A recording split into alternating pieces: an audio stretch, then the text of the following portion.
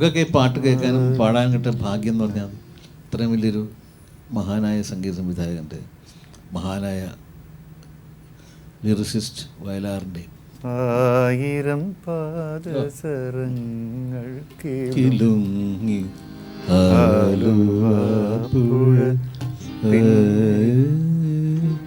അത് ഈ പാട്ട് കേൾക്കുമ്പോൾ ഞാൻ 56, 53, 54 ആ വർഷങ്ങളിൽ ആലുവ പുഴയുടെ അടുത്ത് 4 വർഷത്തോളം ഉണ്ടായിരുന്നു.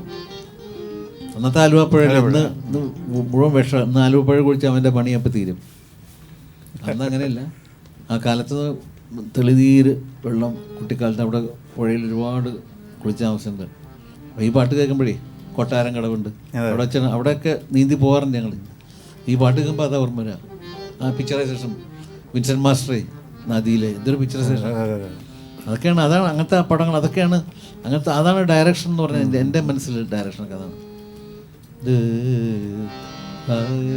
പഠിക്കും ആയിരം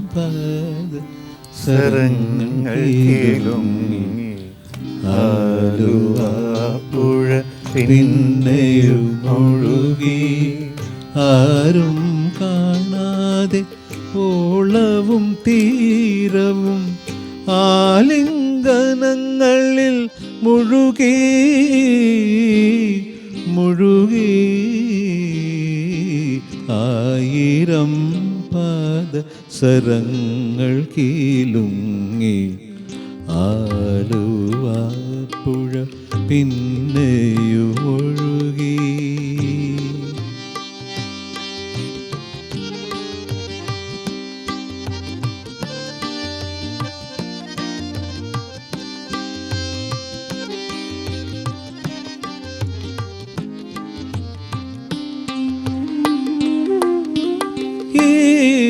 ഈറനായ നദിയുടെ മാറിൽ ഈ വിടർന്ന നീർക്കുമിളകളിൽ, ഈറനായ നദിയുടെ മാറിൽ ഈ വിടർന്ന നീർക്കുമിളകളിൽ വേറിടുന്ന വേദനയോ വേറിടുന്ന നിർവൃതിയോ ഓമനേ ആരോമലേ ഒന്നു ചിരിക്കൂ ഒരിക്കൽ കൂടി. ആയിരം പാദസരങ്ങൾ കിലുങ്ങി ആലുവ പുഴ പിന്നെയും ഒഴുകി ആരും കാണാതെ ഓളവും തീരവും ആലിംഗനങ്ങളിൽ മുഴുകി മുഴുകി ആയിരം പാദസരങ്ങൾ കീലുങ്ങി ആലുവ പുഴ പിന്നെയും ഒഴുകി.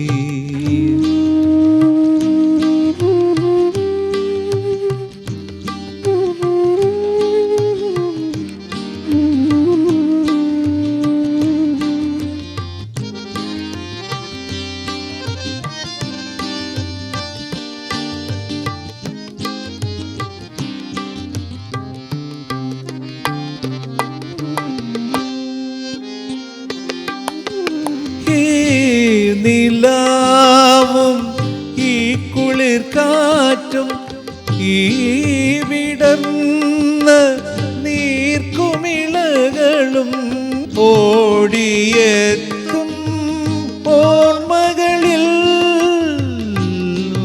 മലാളിൻ ഗൽഗതവും ഓമലേ ആരോമലേ ഒന്നു ചിരിക്കൂ ഒരിക്കൽ കൂടി.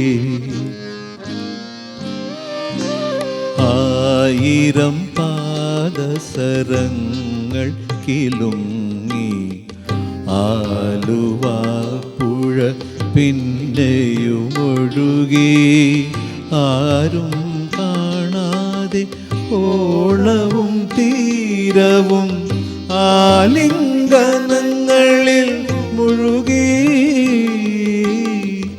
മുഴുകി ആയിരം പാദസരങ്ങൾ കീലുങ്ങി ആലുവാപ്പുഴ പിന്നെയും ഒഴുകി.